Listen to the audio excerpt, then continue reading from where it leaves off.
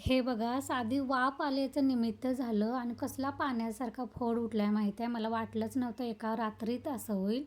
काय करताना कसं झालं हे मी सांगणारच आहे. रात्री मला मिरचीचा ठेचा बनवायचा होता. आमच्या कोल्हापूरचा खरडा. हे बघा मस्तपैकी झणझणीत खरडा बनवला आहे. काय झालं, मिरच्या माझ्याकडे जास्त होत्या. ह्या शिळ्या आहेत आणि अर्ध्यातून कणी खराब व्हायला चालू झालेल्या. म्हटलं मस्तपैकी खरडा बनवूया. मिरच्यांचे तुकडे केले, तवा ठेवला आणि कणी तेल घालून भाजत घातलं आणि एका बाजूला शेपूची भाजी फोडणीला दिलेली आणि हात पुढे करून काहीतरी मोबाईल सरळ ठेवायला गेली आणि तेवढ्यात वाफ आली बघा. इतकं भगभगत होतं ना, काय सांगू. त्यानंतर मिरच्या चांगल्या तांबूस कलर येईपर्यंत भाजल्या. लसूण भरपूर घालायचा, अख्खंड एक मोठा गड्डा घातला मी. लसूण देखील तांबूस कलर येईपर्यंत भाजून घ्यायचे. भरपूर कोथिंबीर टाकायची, मीठ टाकायचं.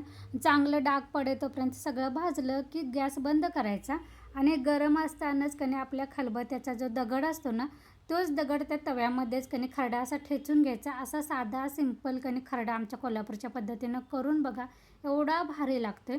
जर तुमचं पण माझ्यासारखं कणी माझ्या बोटानं असं तिखटपणा जाणवतोय, नंतर असं भगभगायला लागते असं होत असेल तर तुम्ही मिक्सरवर पण वाटण केलं तरी पण चालतंय.